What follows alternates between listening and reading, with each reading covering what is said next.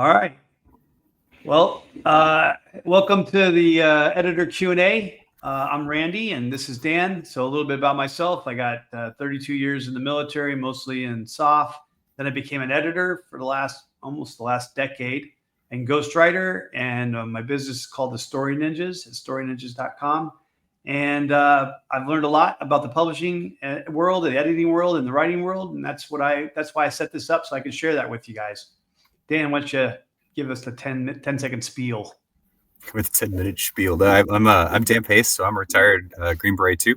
And when I got out, I started writing, and I've been writing ever since. Like to engage in nerdery, write, get my thoughts on paper, all that kind of thing. And the reason I wanted to work with Randy on this is because, like him, learned a ton since I started writing, and there's a lot of weird little gems and secrets you don't really think about when you're first starting to put pen on paper. And we want to kind of share that and provide a venue for people who wanted to discuss that sort of thing, so we can share our best practices and hear from other people who've figured out the secrets. So yeah, I'm looking forward to it. Should be a fun time.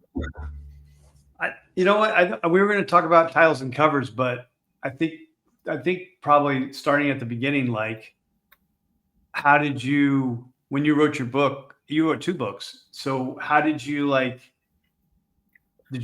I can write a book, I'm smart? Or did you study structure of books? Did you read some of your favorite nonfiction books? Because both of your books are nonfiction, and say, this is the structure I like. How did you decide how to write your books? So I think, like most writers, I'm going to guess this. I mean, I'm not going to talk about the true mercenaries who are just out to make a fortune in the writing business. I think you might be in the wrong business if you're one of those people. That's just me. It's just me guessing. But I think most of us start out with a love of sharing ideas, right? And so in the military, there's a lot of kind of taboo about writing and publishing. Certainly there was for a long time. It's kind of reducing a little bit now. But as I started looking at getting out, I started writing more for online journals. I started wanting to really get that, to get my ideas on paper and to get to express them. And after doing a couple of those papers, I started to figure out that it's not as hard to write as you might think, because you just start, you throw it down on paper, you get things going, and then you add to it. You kind of structure it out a little after that, and then you add to that structure, and then you bounce it off people, and before you know it, you've got a full-length book. And the first book really came together that way, as an idea on ethics. In this case, it was called Gray Zone Ethics. I thought we didn't do a good job of teaching ethics in the special forces, and I wrote a couple of papers on that. And I thought, you know what, I could turn this into a full book. It wouldn't be that hard. And then before you know it, that paper, which really became an executive summary or an introduction almost, generates your table of contents for you. You're like, well, I need to expand on this and this and this, and you kind of lay all those things out. And before you know it, you've got a story, or not really a story in that case, more of a textbook. But the second book was probably more what you're talking about, which is called It Was What It Was. And it was a book on Iraq. It was a memoir.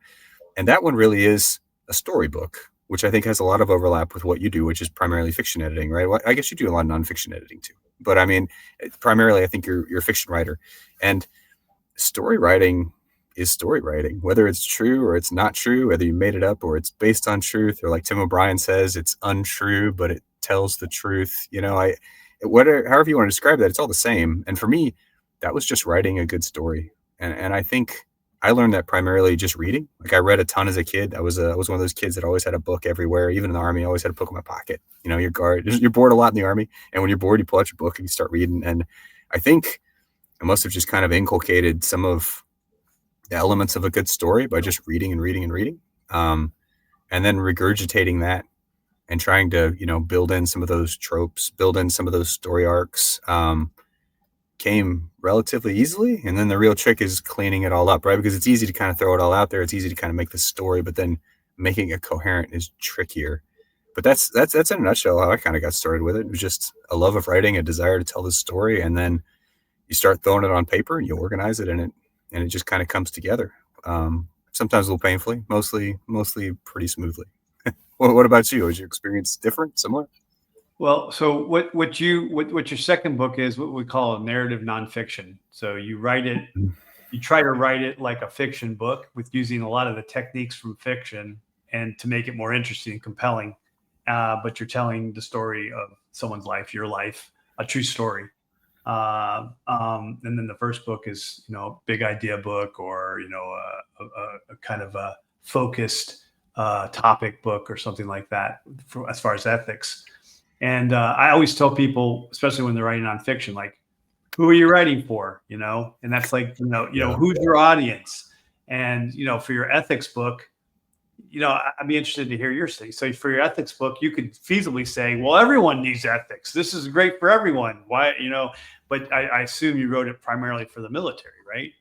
Yeah, it's written specifically even for the special operations part of the military. And I've had some people ask if I could generalize it, but the reality is it's written to a pretty narrow audience by design, because I think you trade kind of relevance for a broad audience if you want to get into a really deep subject. But that is a challenge of writing. You're right, because you were like, well, everybody needs this, and you realize, like, no, if I write it that way, nobody will care about it because it will be so watered down that it doesn't matter. In that case, it really had to be pretty, mile deep, inch wide kind of thing.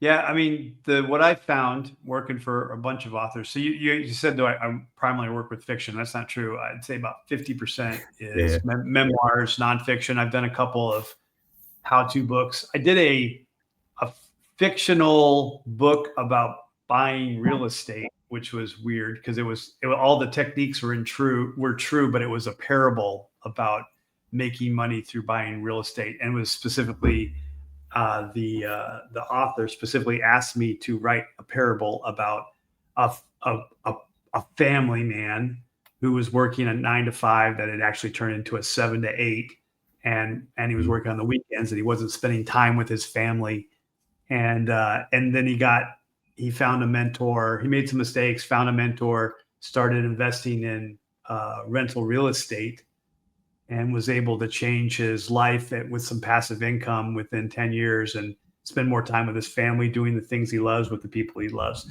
That was the moral of the story. And it was because this guy's business was helping people find the right rental real estate. He had a company called realwealth.com, and he wanted this book to help people understand that this is what he was trying to do, and he could help them do that. So it was basically his platform book. But yeah, so we worked on that together, but that was really weird. It was a fiction book about true things, So kind of like the Latte Factor. You ever read that book? I didn't, but I read Zen and the Art of Motorcycle Maintenance, which is kind of a Yeah, similar, like, yeah, yeah, parable. yeah, yeah, But yeah. to me, that guy grasps a truth that is brilliant, which is, if you can make your book, and I know you know this, but if you can make your book engaging, it can transcend its genre, right? Like, even with nonfiction, I just picked up a book. A friend of mine is a ghostwriter. She put together this book. It's about 10th group doing some stuff, and I read through it, and something you said to me when we first started working on my second book came to mind, is like, hey, show it, don't tell it. And it can be easy in nonfiction to drift into exposition and to really drift into being very descriptive and long descriptive chapters on things, and that could be interesting to a certain audience, but I think it can be off-putting to an audience that doesn't have the kind of depth to engage in what you're talking about, because they don't really know. And so, to me, what that guy tried to do with that real estate book is brilliant, in that he's making it a character-focused story. He's making it something where the guy, anybody could pick this up. They get engaged in the story. It feels like a good story, but they're going to extract lessons as they go out of it, and that's, to me, that's powerful. I mean, it's not going to work for everybody in every situation, but that's a good approach. I mean, how do you think it came together? So it was my first ghostwriting gig. I didn't even know I was going to be a ghostwriter, and it was the weirdest thing. It was also an example of, you doing the right thing in the universe and the universe giving back, because basically COVID hit. I just started my editing business, and this guy found me on the internet somehow, and said, "Hey, I'm an out of work actor because of COVID, and I have this incredible idea." And he had these 15 whiteboards he had like sheets, because he was living with 16 other people, and he had sheets dividing Awesome. space off, and he had a plan for a 7-book series that would rival the Fellowship of the Ring. And he's like, and this guy's and he's like, but I don't have any money, man, because I'm out of work actor.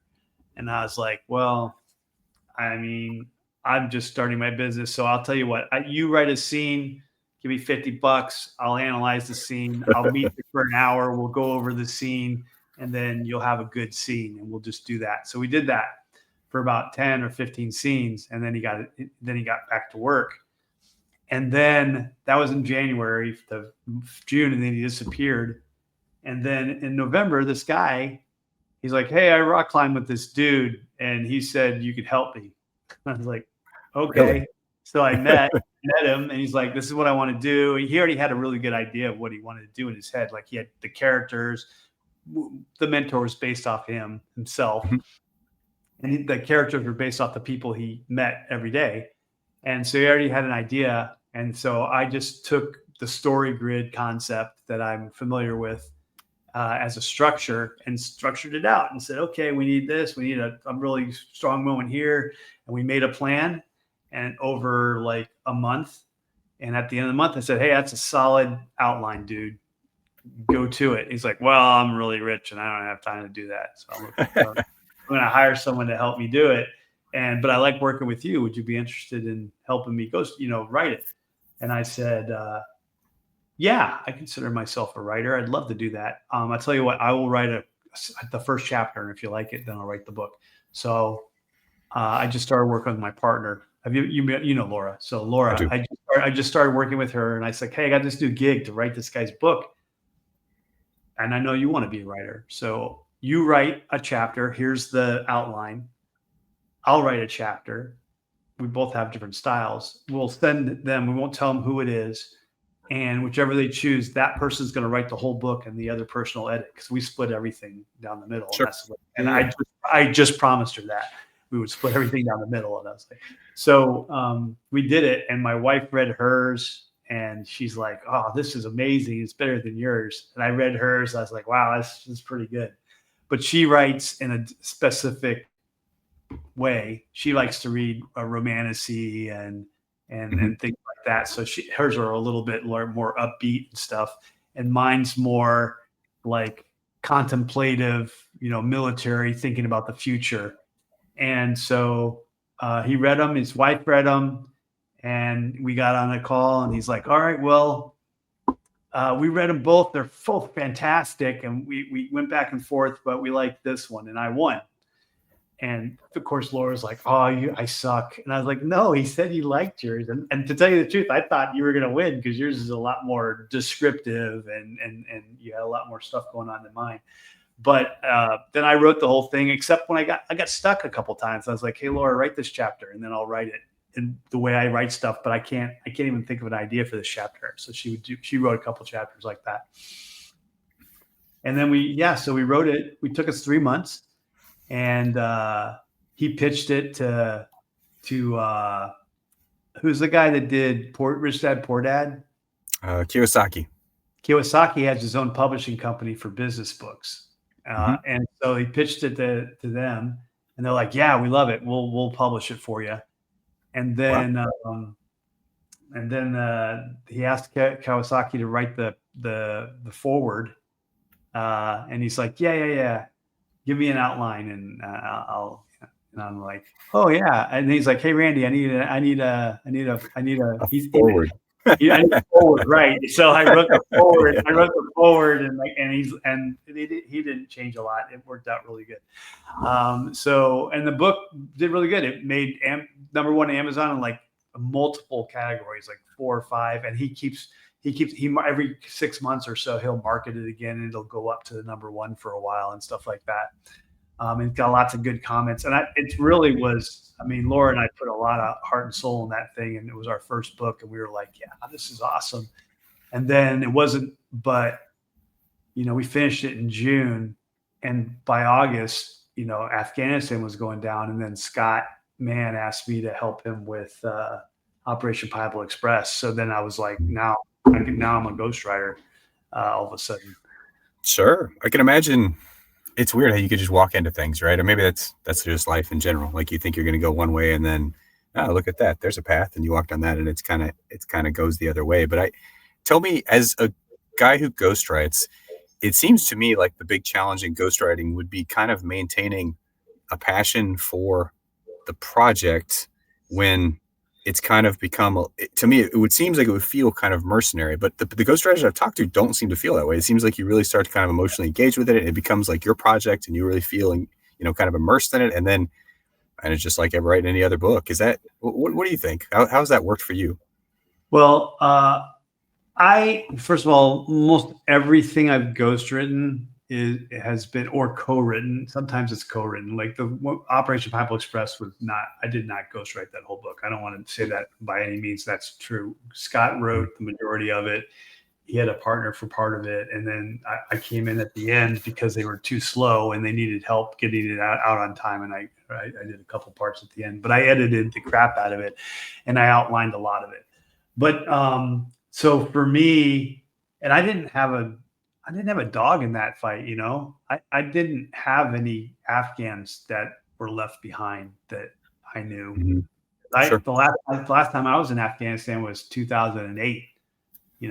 And so that's like a decade before. That's before village ops, stability ops, all that stuff that we were doing. So when everyone's like really emotional about it, I didn't get it at first. Mm-hmm. And I did, and that was before the mine, what is it, NMRG, the national mine guys that were kind of SF bodyguards for a while and taking care of us. Like I didn't, they keep telling me about these things. Like, who are these guys? I don't even know who they are. So it was a different world for me to get involved in, but it was super interesting. And I could understand the passion just because as an SF guy, you go down in South America, for instance, and you work with the same guys over and over and you're invested in them and those guys are getting killed in their war and we're going back and are wounded and I'm seeing them. And I actually was down there for 4 years working at the MAG and also, it's a Lancero school where I have like a Ranger buddy, my Lancero buddy, who I still keep in contact with, who was our Sergeant Major in the Colombian Marines. And so, I had invested an interest in those guys. And, if something happened similar in Colombia, I think I'd have a vested interest in trying to help those guys. So I could definitely understand where they were coming from. So that was easy. So you're talking about the other ones, the memoirs but like the next one I did was like a Vietnam vet. Like, how could I not be invested in that? He did like 310. Like he had such a crazy story. He did 310 combat missions in a year. And, he was a pilot. He was an A1 pilot. So he did 310 combat missions in Vietnam before it was a war. That's amazing. And then he was flying like during the Cuban Missile Crisis. He was alerted, and he's flying around in a fighter with a nuclear bomb on it near the border of Canada, where he would shoot down Russian bombers and stuff like that. So he had this most interesting story. And then I've done a lot of pilots, Air Force pilots. Most of the rest of them missed the war. They missed the war by a year or two, and ended up becoming pilot trainers, and then a lot of them ended up going to be airline pilots. And so, but they have their own interesting lives too.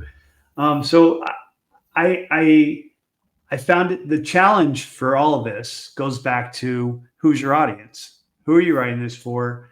What do you want to say? What are you going to say to your reader at the end? At the end of this book, what's your conclusion like? And the best way to capture this, and maybe this will help you with your next book too, is if your super fan read this book and wrote you a fan letter, what would he highlight and thank you for saying in your book? What are you writing about so that he would say, man, thank you so much for bringing this to my attention. I had no idea. And you've opened my eyes and you've told me another part of the Iraq story that I had no idea, because I just thought it was all blood and guts. But no, it was, there was a lot of partnership going on, and some people, went over there and never saw anybody die, and so that's a great, crazy story that I had never thought about, and it's not in the news because it's not flashy. In the case of it was what it was with your other book. So that's one of the things I try to get them to think outside the box. But that's also the hardest part, right? because some people are just like, everyone will get, this is just like Stripes. Someone just told me it's like Stripes. Of course they're going to love my book. It's funny. I was like, but it's like half the book's about basic training, man. He's like, yeah, because basic training was really hard and it's kind of funny.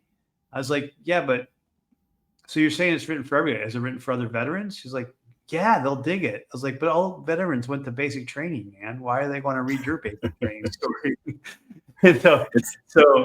I mean, it's just, he's like, well, but I had all these unique things happen. I was like, but doesn't everyone have a unique story about basic training? I mean, basic training sucks for everybody. And, you know, it does. And I went in the 80s when it really sucked, you know, you had to wear boots and it was at the end of the boot age and all this other stuff. So, you know, you have to kind of convince them, like, who is the, and here's the reason why, right? It goes back to your ethics and your soft ethics book. You have to know who your audience is, because every chapter should talk to that audience. Because I read a really famous author, and I can't remember who it was. I think it was Amy Hemingway, something like that. Amy Hemingway. Anyway, it doesn't matter. She's like, I write every word in my book thinking that if I don't capture them, they're going to close my book and not read it. So every paragraph, every sentence, every page is written to keep them reading, because I think that they're just looking for an excuse to stop reading. And good.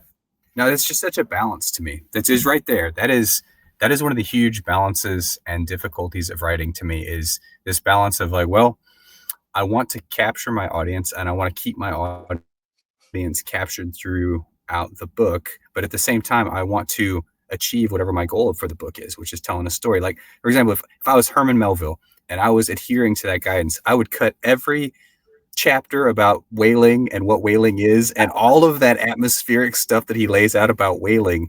I would cut all that, because honestly, there have been times when I'm like, I'm just not going to read any more about whaling tonight. All right, I'm going to put this down. But you come back to it, because one of the reasons it's such a huge, amazing book is because it captures whaling and brings that to life in an engaging way, in a way that, like, no, I don't know shit about whaling. When you read that book, you're like, I feel like I know a lot about whaling. It's really immersive, but that comes at costs, because it's sometimes kind of boring. And a lot of the really great books that have been written have boring parts, like Lord of the Rings, man, that walk across Mordor when they're going to throw the ring. Like, how many people are like, oh man, I get it. They're tired and they're kind of hungry, and man, I just don't want to read about it anymore. But it builds into this climax. And so I'm torn.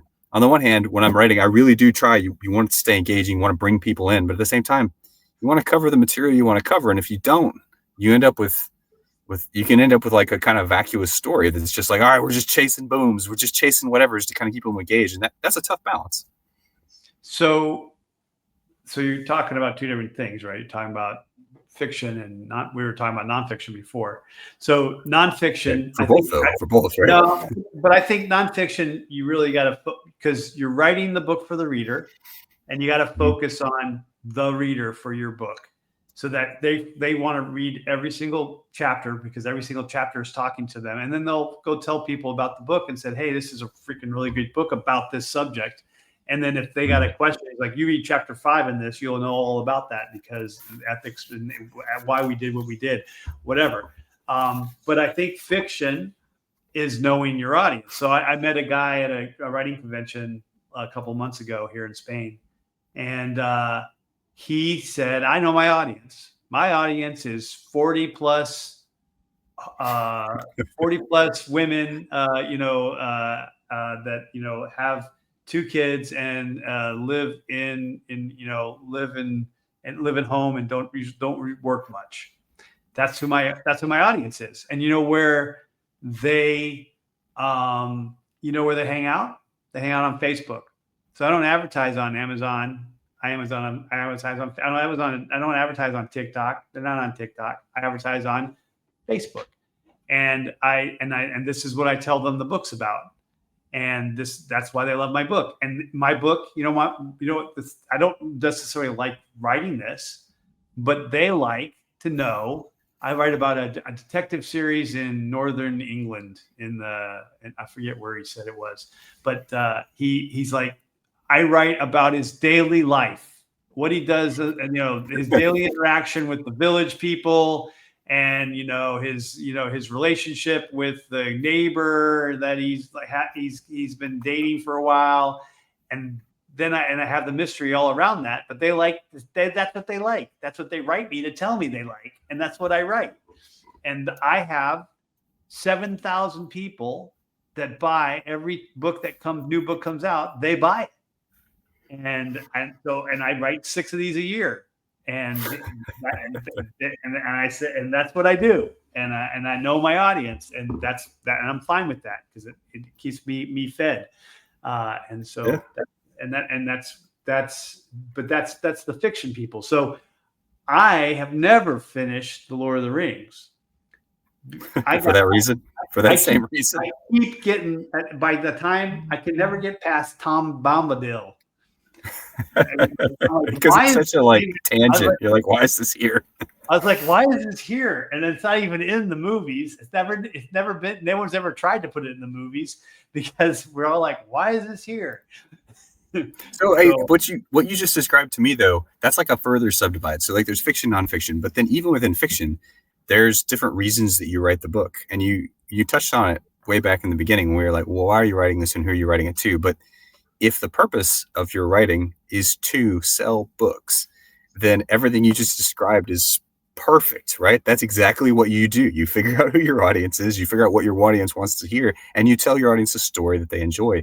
And that to me is almost a different genre. Like to me, that's like a bard going to an inn back in medieval England. He's singing a song because people are going to give him food and money and they like to hear his song and it's great. Like there's a difference between that and writing something that, I don't know, I guess is in your soul and you feel needs to be told. And it's like the story that you must impart. And maybe everybody fucking hates it and nobody likes it at all, but you just got to put it down. And every once in a while those resonate. But I mean, I think a lot of times those stories just fall flat and nobody ever hears about them because they're just not that interesting for most people to read. And so it's interesting. And you as an author should go into it clear headed.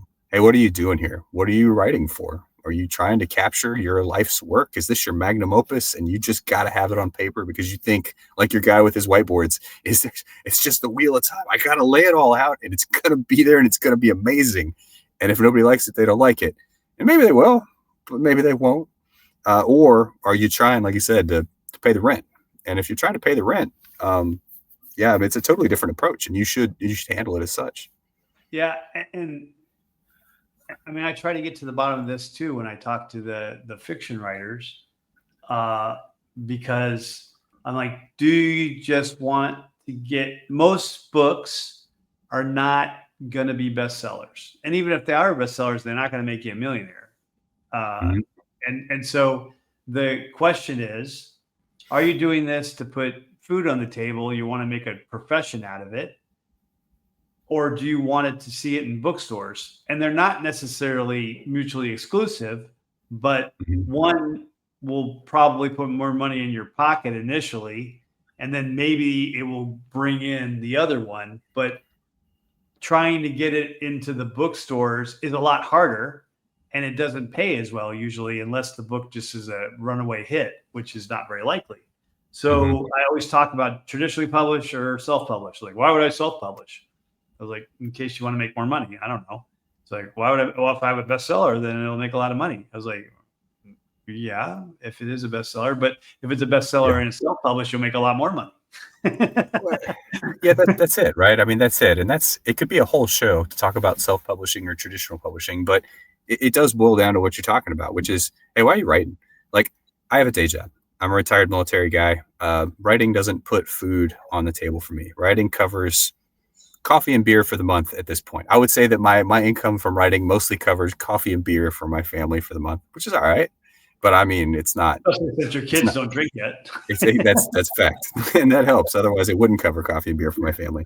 But I approach writing as somebody who's like, I want to tell these stories. I would love for them to be successful, and I'll do my best to try and make them successful. But mostly I want to tell the stories because I want the stories told. Like, I like talking to people. I like putting these things on paper. I like capturing ideas and like bringing it together. I enjoy the camaraderie that comes from the whole pre-read process with like 20 guys who were there reading through this and arguing about what happened. I love that. And putting it out, and I like the history piece of it. I like the idea that in 10 years, this piece of history will be captured. Will it be matter much? I don't know. Who knows? Maybe someday it'll matter. Maybe it won't. But it's there. And I did what I could to kind of contribute that. And that feels good. But again, I know that I'm not writing to make any amount of money. If I was, I would need to write much faster. I would need to write a totally different way. And I would need to handle marketing in a different way. Like, to me, this is supplemental work that can drive future engagements, speaking engagements, talking to people, teaching. It can establish your credibility. Like, there's all kinds of things that a book can do, but don't walk into it thinking you're going to just be rich instantly and like kind of, mortgage the house on that. Probably don't do that anyway. But if you are going to do it, make sure that if you do, you're also setting yourself up with the conditions that might actually see some money in return. Because I think most ways that people start writing do not pay for a long time. I think that's a pretty safe guess. I don't know. You guys a safe statement? Yeah, no, that's a safe statement. I did bring this. I brought this one thing here. Can you see that? Yes. So these are statistics from I think it's 2022. So there was a case brought before the courts from one of the big 5 publishers, and they had to analyze like how much money they make off their books. And so this like, you can see like, so 51 plus, so 65% sell between 12 and 999 copies, which is a big range, because that's from like everybody you know bought one to somebody else that you don't know bothered to buy them. And that's still a lot of people, right? 1,000 books is a lot more to sell than you might think, when it's people actually clicking and spending money on Amazon. But go ahead. But basically then they got the next 21%, which is, so 80% sell less than 5,000 books. All right. And so you're talking about the 95%, right? 95% sell less than 5,000. 80% is less than 1,000, right? Yes. 85% sell less than 5,000 books. Yeah, gotcha. And then this top 10% are selling somewhere between 5 and over and the millions.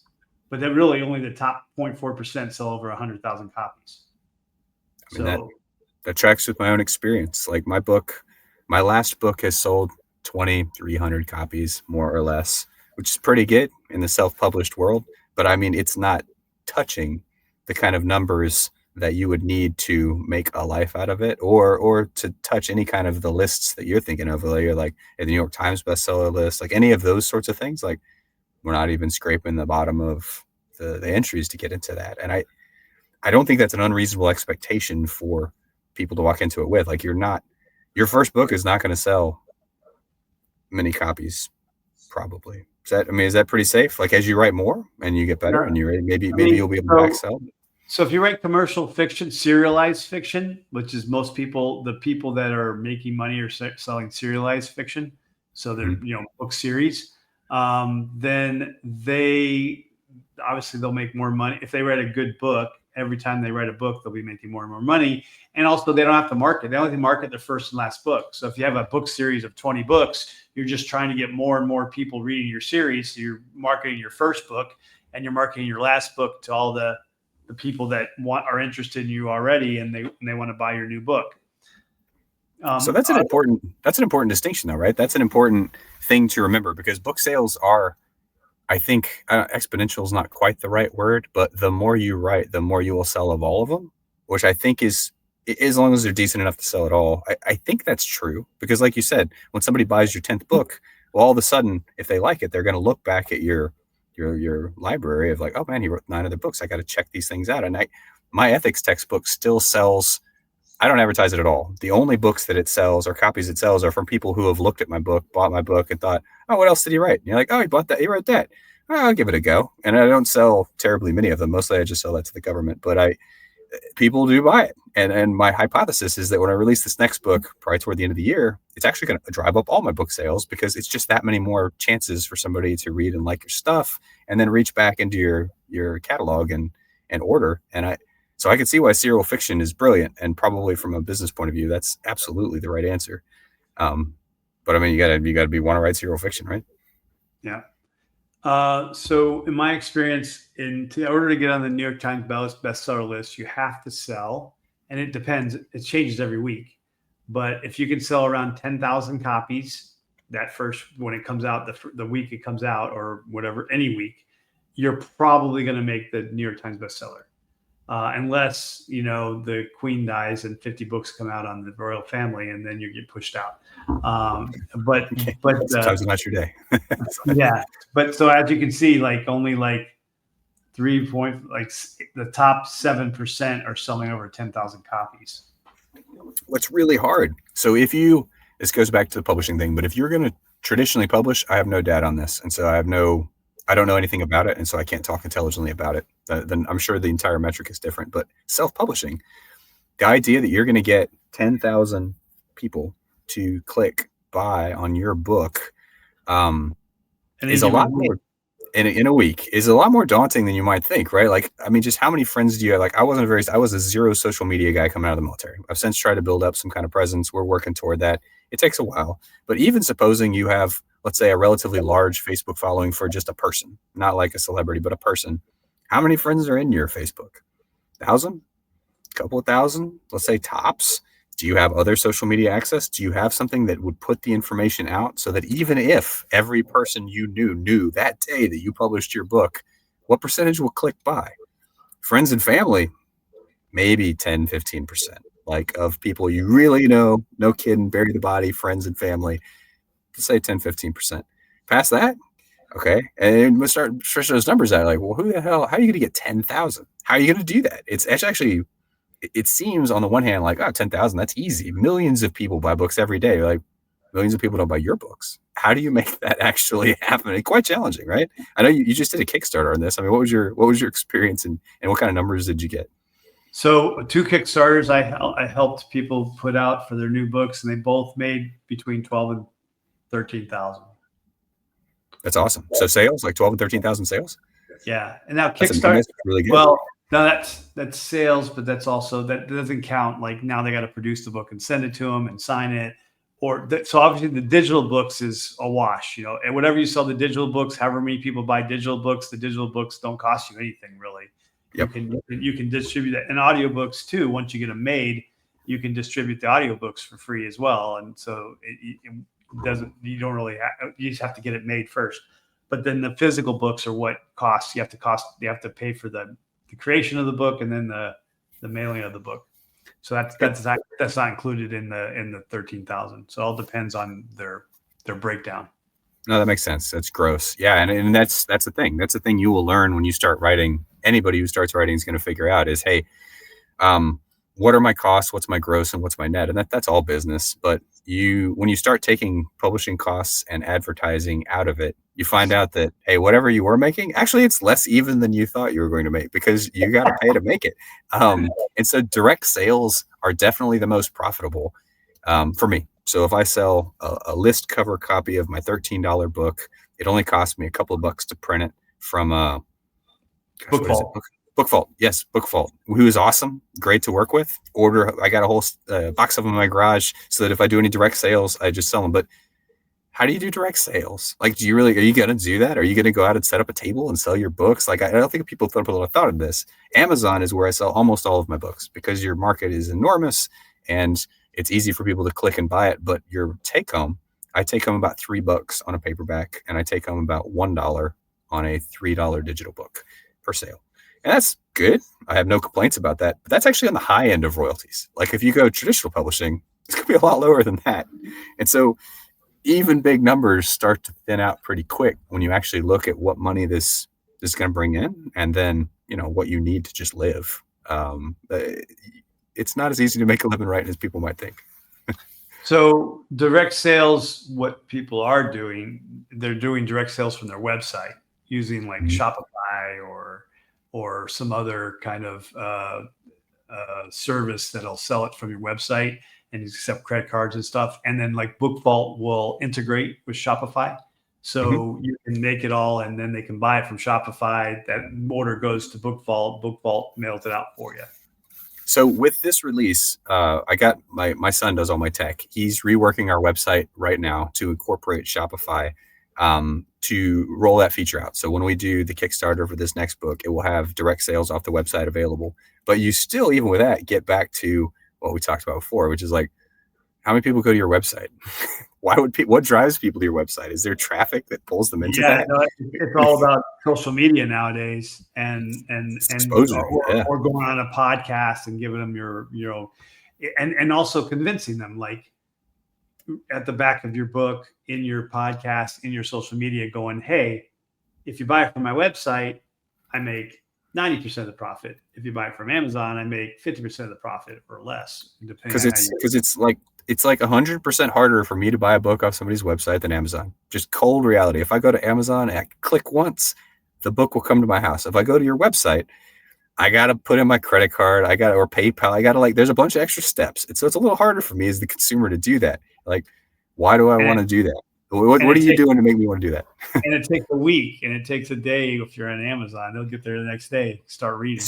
It's just easier, right? It's way easier. And so what draws that in? And I've actually given that thought this time too. Like, well, maybe for a while I just say that everything I sell off my website will come with an autograph in it. I mean, if I'm doing my own shop, shipping anyway, it's not that hard. If you're doing it on a book vault, obviously that doesn't work. But what is the incentive to get somebody to do that? I believe Amazon's policies will not let you undercut them somewhere else. Like, I think you could get in trouble for that. I'm pretty sure. I could be wrong, but I believe I read that. Do you know one way or the other? So usually you can't. I don't know all the policies, so I don't want anyone to hold me to this. I know for sure that if you put it on Kindle Unlimited, you can't have it available digitally anywhere else. That's true. Your royalty percentages are driven by where you sell your thing, and you have to do that when you publish. So we could do a whole show on Amazon's, self-publishing, which is awesome. I mean, it really is good. I don't actually crap on Amazon. People crap about them a lot, but it's good for what it is. And but you have to be careful with that. Like, you have to click the little royalty model that allows you to distribute elsewhere if that's what you want to do. Like, my books are on Barnes and Noble. I've sold like 4 books on Barnes and Noble ever, but to me, it's important to maintain that flexibility. It's like, if you go to Walmart or Barnes and Noble, you can find the books, you can order them. Again, drop in the bucket compared to Amazon, but I think that flexibility is important for me. But you could just go straight to Amazon and not worry about any of that and just kind of accept it. I think, again, it depends on why you're doing it and what your model is. Like, are you only selling these in conjunction with speaking engagements or classes? A lot of people do that, right? On the business book side or on the leadership book side, you're really only selling this book to your audience directly as part of a package to go speak. Or are you looking, to find something that somebody would actually browse and find? And that's, again, it's just data. It's data you got to sift through when you're making your decisions. Yeah. The other option is, not for yours. I think your market's very limited to the United States, but if Ingram Sparkle will spread you out across the world, right? And so, the United States isn't even the biggest English-speaking nation in the world, right? India is, and then you also got Australia and the UK and New Zealand and South Africa, and there's people there buying books as well.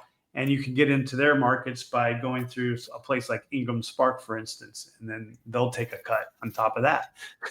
they will, for sure. Ingram Spark, I found Ingram Spark to be a little bit of a pain in the ass to work with, just because administratively it's not nearly as clean as Amazon. Like, I just found their interface difficult. They were a little harder to work with. I do have my stuff listed there because, in theory, internationally, I could do it. But honestly, Amazon.co.uk and .au are my 2 and 3 marketplaces. Like, I sell more to the UK and Australia than anywhere else in the world. And that's just because I built an international advertising campaign on those 2 sites. And they don't sell a ton, but they sell more than I pay in advertising. So it's an interesting way to kind of reach across. That's for your Iraqi book? Yeah, the book on the Iraq War. I figured there's got to be grad students or something. There's probably grad students in the UK and Australia that are writing papers on it. And, they Google it. And one of the beauties of Amazon's advertising system is that you tag your product basically to other products that you think somebody looking at, they'll see your product and then they'll click and go buy. And so I just tagged it to a lot of best-selling Australian military and UK military books. And it's worked. I mean, it's generated sales. And you don't have to relist anything internationally. Amazon does all that for you. So they'll take your same manuscript and just sell it over there. And that works pretty good. It's not bad. Do you have it? I heard, I don't know anybody that did this. I heard English Spark also makes it available to libraries. Do you know anything about that? So this is an interesting one. I went through Ingram Spark. I went to the libraries, but there's a catch. So when Ingram Spark says they make it available to libraries, they do, and they list it through. Oh, I don't want to promise on this. It's been a minute, but like Blackwell, and there's a few other like wholesaler clearing houses that basically do that. But the trick is Ingram Spark, when you list it, if you're not going through a traditional publisher, it'll be listed as publish on demand or print on demand. And if its status is print on demand, most of the libraries I called, because I've called several libraries, like, hey, will you buy my book?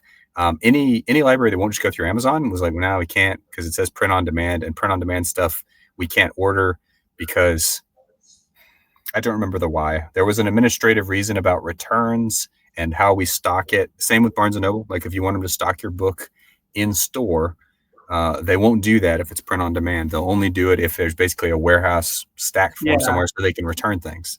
Right. And that whole angle gets sticky. And so I have found libraries who will do it. I've called libraries like, hey, will you stock my book? And they're like, yep, sure. We'll order on Amazon and we'll stock your book. No problem. But I've had libraries that wouldn't for that exact reason. So it's not quite as simple, unfortunately, as once it's in the system, it just works. What about digital books for libraries? It's a good question. I don't know. Like that would be easier. It does seem like it would be easier, but I don't know. I've never tried to get my books digitally stacked in the library. I did try to go through the Army system because I thought, well, surely the Army. The West Point Library does have the book. The West Point Library bought copies and stocked them. But as far as the it's not AFES, but the Army lit system itself, of course, it's bound by government contracting stuff. It's like, well, contractually, we can't order anything on Amazon. It has to come through our provider, and our provider wasn't Bowker. I'm trying to remember who it was, but basically the provider who has the contract to provide government libraries with books won't do it with a print-on-demand book. And so we ended up stuck in this silly loop that I'm still trying to slowly unravel. But there's got to be a way, but it's trickier than it might seem. It just seems like digital and audiobooks should be really easy to get into the library system because it doesn't involve them ordering print-on-demand books, right? It just involves them buying the digital book. It seems easy. And maybe I know. You know what? Ingram Spark doesn't really work with digital books, do they? Or did they start doing that? They did not. The last time I went through them. Draft to Digital does the digital books worldwide and libraries. Everybody else pointed me back to Amazon. And all the research I've done on like podcasts on this is like Kindle is where you sell all of your digital books. Like there's other markets. Yeah, sure. Go ahead. Sell it on Kindle because Kindle is my number one, like straight up Kindle, $3 a book. I sell more copies than any other venue and any other marketplace. Like hands down, that's where everybody's click and buy because it's what everybody has, especially now that they moved away from the Mobi format and they're just an EPUB like everybody else. I just don't see anybody else touching that market. But again, I'm an amateur at this, right? It's just one little data point. I'm sure somebody could prove me wrong. I thought that libraries would be a little easier. That's interesting. They're tricky. It's that government world. It's that government spending world. They're so constrained about how they spend shit that just makes it difficult. But if you do the legwork, it sounds like you can get some to buy it, right? Yeah, for sure. Especially, I think a lot of them have the ability to buy on Amazon individually, but that's not a system. That's not like getting into the Texas library system. That's just calling my local library, be like, will you stock my book? And they're like, yes. And we'll invite you to local author events. I'm like, great. That's all I was really looking for. And that's pretty simple. Harder when you want to broaden out from there. Excellent. What about local bookstores? You ever hit them up? I have. I live down in Destin, so I don't know if that's a symptom of where I live, but we have Books A Million and Barnes & Noble. I've gone and met with the manager of the Barnes & Noble here, and he basically was like, look, because you're in a touristy place and a vacation place, there's nobody here that follows the local book scene. Like people follow their local Barnes & Noble back home. He's like, I've never had a local author event turn out anything in this area because everybody here is on vacation and that's not what they're looking for. I think it's possible, and I'm definitely going to try to get into like a local book event with this next release to try and do it, but it has not been something that so far has generated much fruit. But there's all these things, right? Everything we've talked about is something that you as an author get to learn firsthand as you're doing it, because you don't even really think about all this stuff. There's so much to writing that has nothing to do with putting a pen on paper, and so much of it is just figuring out how to get that ideal reader your book in front of them so that he sees it and he's like, whoa, that looks really good. I'd love to buy it. And all of this is really just focused on achieving that goal. And it's quite difficult. It's actually quite difficult. You're like, okay, who's my target audience? Where do they hang out? How do you get in front of them? Even if you do, how do you get them to believe that you are worth spending $3 to $12 on? And then after that, how do you get them to leave feedback to that effect so that their new friends or their community actually listens? Because we haven't touched on it, but oh my gosh, getting people to leave reviews for the books. Like, how do you get them to leave a review? Because if they don't leave a review, then Amazon doesn't recognize that your book's any good. And so squeezing people, cajoling people, like pleading with, like, could you please just leave a review? Even if you don't like it that much, could you just leave whatever you're going to leave? Just feedback. Feedback is necessary to kind of drive all those algorithms. It's just challenging. Yeah. Right. And then like we can go into the star system right now with Amazon, right? If you get like a 2-star, 1-star, they're not even going to advertise your book. You can't even pay them to advertise your book, I think, is what I was told. I don't know. I don't know how that works. I know that I have, let's see, my book, the Rack book, has 167 total reviews. One of those reviews is a 2-star.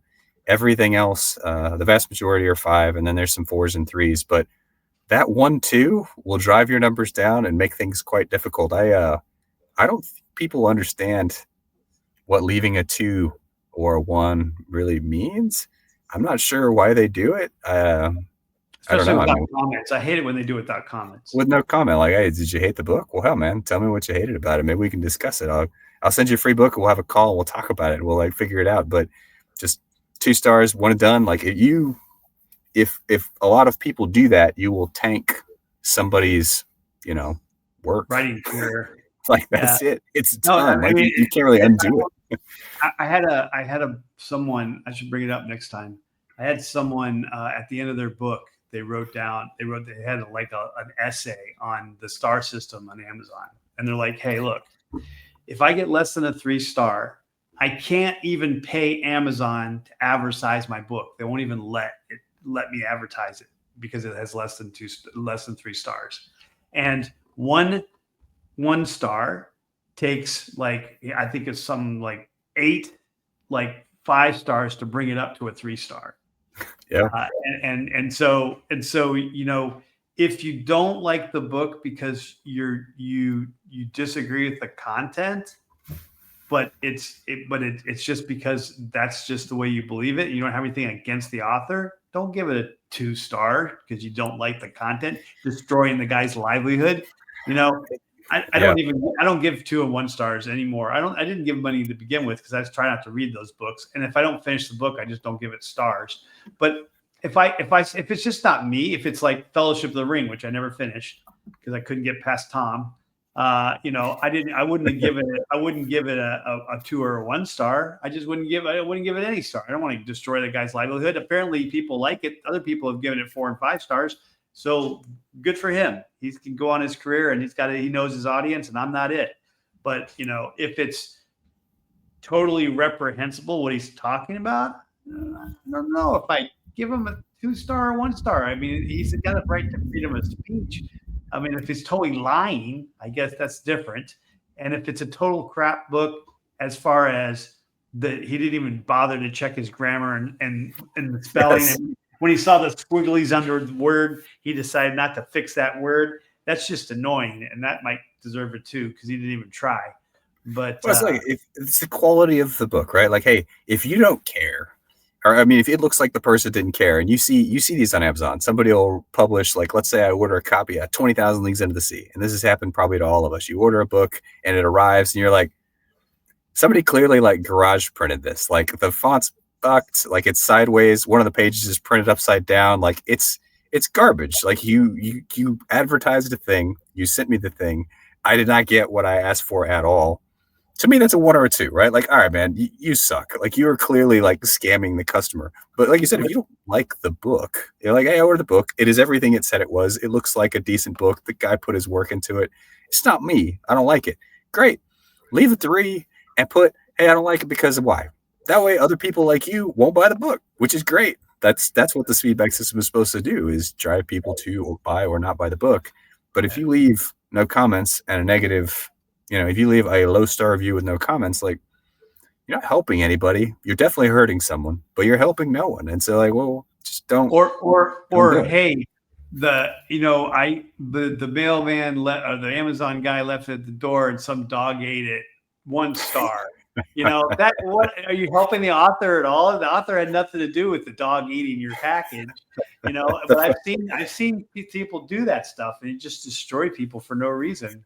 So my favorite people in the world for this are German Amazon reviewers. So I lived in Germany for 4 years, and if you go on Amazon.de and you just read German product reviews, they're just legendary. They're hilarious. My wife and I would sometimes spend like an hour in an evening just reading them because they'll say things like, quality good, shipping was fine, price was a little high, 3 stars. You're like, well, what? I mean, the price was right there. Like, they didn't surprise you. Like, why did you click order? Like, it's just, you look at it, you're like, why? I mean, whether it's reasonable or not, Amazon is based on the baseline is a 5-star, right? That is actually like, I am satisfied with product. 3 is not the baseline. 3 is not, I'm satisfied. 3 means 60% satisfied. 1 is like, I hate it. It's the worst thing ever. And maybe that's bad of them to design it that way, but hey, man, that's the way it is. So when you go in there rocking the 2 and you're like, it's just not my thing. Like, well, why'd you order it then? It's just baffling, man. Baffling. It's good times though. Yeah. Well, you better ready to wrap it up? Yeah, I feel like we totally tangent in. We didn't catch cover art at all, but that's okay, right? We can talk about all kinds of things. I feel like this will probably be a common thread, but I would, there's so many things to talk about on this that it's easy to get sidetracked because, I mean, the world of writing and publishing and kind of stepping into it is super, whoa, what the hell? And I hope by running this show, once a week, we can slowly but surely help people kind of unpack that. Like, then they're like, I want to listen to this. I want to learn about this. Well, you can learn from our best or worst practices. And then you can at least either paint some space or paint some negative space and at least know what not to do. And hopefully that'll help people out because there's a lot to learn. Yep. And then if you are listening to a recording of this, stop by every Monday. We're going to be doing this at 2:30 on Eastern Standard Time to answer any questions you guys got about writing. 2:30 Central Standard Time. 2:30 Central Standard Time. 3:30 Eastern. Yeah, that's right. 3:30 Eastern, 2:30 Central. My bad. I don't know how many times. Randy's Spain. It's tough, man. Like, it's tough. It's the Oconus kicks my butt too. Like, oh man, it's so hard to deconflict time zones. But no, I agree. I hope people enjoy this. Hope they get something out of it. And I would love to start having kind of dynamic discussion with people who have challenges and want to bring them forward and kind of get a couple of perspectives on how to work through them. Yep. All right. See you next week, buddy. Hey, take care, Randy. Have a good week, man. All right. I need